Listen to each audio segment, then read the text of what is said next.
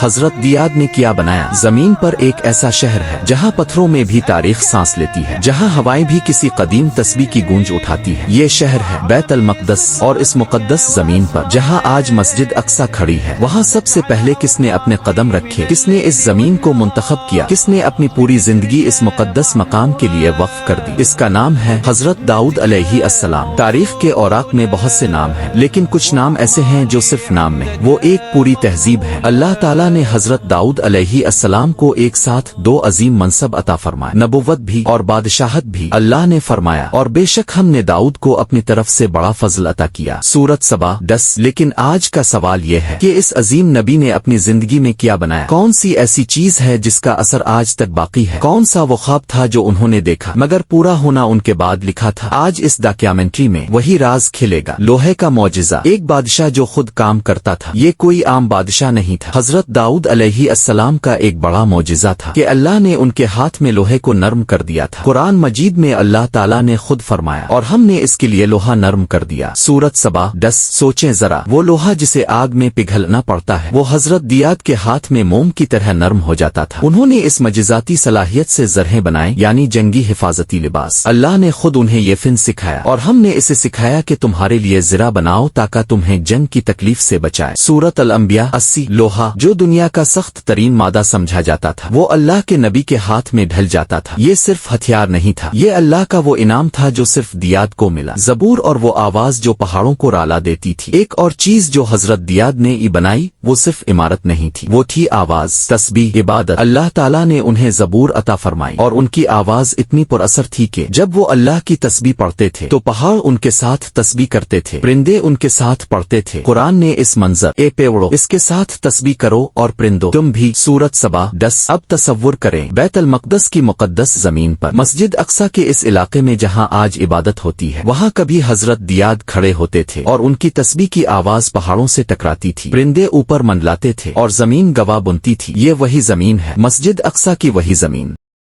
وہ خواب جو دیاد نے دیکھا۔ اب آتے ہیں اس سب سے بڑے راز کی طرف۔ حضرت داؤد علیہ السلام نے بیت المقدس کو اپنا دارالحکومت بنایا، انہوں نے اس مقدس شہر میں قدم رکھا، اور ان کے دل میں ایک عظیم آرزو نے جنم لیا، مسجد اقصی کی تعمیر کا خواب۔ اللہ کے لیے ایک ایسا گھر جو اس مقدس زمین پر کھڑا ہو، جہاں ہمیشہ اللہ کی عبادت ہو، جہاں آنے والی نسلیں سجدہ کریں۔ انہوں نے تیاری شروع کی، سامان اکٹھا کیا، وسائل جمع کیے، لیکن اللہ کی مشیت کچھ اور تھی۔ اسلامک تاریخ کے مطابق حضرت دیاد نے مسجد اقصی کا نقشہ تیار کیا، جگہ متعین کی، تعمیر کا سامان اکٹھا کیا، مگر انہیں بتایا گیا کہ اس عظیم مسجد کی تعمیر ان کے بعد مکمل ہوگی۔ مسجد اقصی کا وہ خواب دیاد کا خواب تھا، وہ زمین جہاں اب بھی دیاد کی یادیں ہیں۔ آج اگر آپ بیت المقدس جائیں، اگر مسجد اقصی کے قریب کھڑے ہوں، تو وہ زمین گواہ ہے کہ کبھی یہاں ایک نبی اور بادشاہ چلتا تھا، جو رات کو اٹھ کر روتا تھا، جو لوہا نرم کرتا تھا اپنے ہاتھ سے، جو تسبیح پڑھتا تھا اور پہاڑ ساتھ دیتے تھے، جو چاہتا تھا کہ مسجد اقصی کی بنیاد اپنے ہاتھ سے رکھے۔ انہوں نے مسجد اقصی کے لیے نقشہ بنایا، جگہ متعین کی، سامان اکٹھا کیا، مسجد اقصی کے خواب کو زندہ رکھا، اور پھر اپنے رب کے حضور پیش ہو گئے۔ لیکن ان کی محنت، ان کی نیت، ان کی تیاری،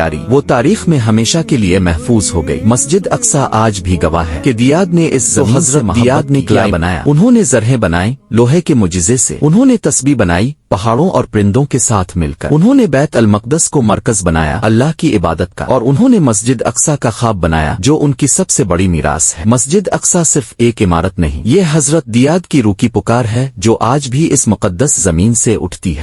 ہر وہ مسلمان جو مسجد اقصی کے لیے دل میں درد رکھتا ہے، وہ دراصل حضرت دیاد کے اس خواب کو آگے لے جا رہا ہے۔ مسجد اقصی کا تعلق صرف ایک زمانے سے نہیں، اس کا تعلق اس نبی سے ہے جس نے لوہا نرم کیا، جس نے پہاڑوں کو رالایا، جس نے مسجد اقصی کی مٹی کو اپنے آنسوں سے سینچا۔ آج ہم مسجد اقصی کو دیکھتے تو یاد رکھیں اس کے پیچھے حضرت دیاد کی وہ محبت ہے جو صدیوں پرانی ہے۔ اللہ نے انہیں نبوت دی، بادشاہت دی، لوہا نرم کرنے کا معجزہ دیا، زبور دی، لیکن ان کی سب سے بڑی خواہش تھی اللہ کے لیے ایک گھر مسجد اقصی کی زمین پر۔ آج جب مسجد اقصی مشکل میں ہے تو شاید اللہ ہم سے پوچھ رہا ہے، کیا تم میں حضرت دیاد جیسا درد ہے؟ کیا تمہارے دل میں مسجد اقصی کے لیے وہی محبت ہے؟ یاد رکھیں مسجد اقصی کے لیے دعا کرنا بھی ایک عبادت ہے، اور حضرت دیاد کے اس خواب کو اپنے دل میں زندہ رکھنا ہر مسلمان کا فرض ہے۔ اللہ تعالی ہمیں مسجد اقصی کے لیے محبت، درد اور دعا کرنے کی توفیق عطا فرمائے، آمین۔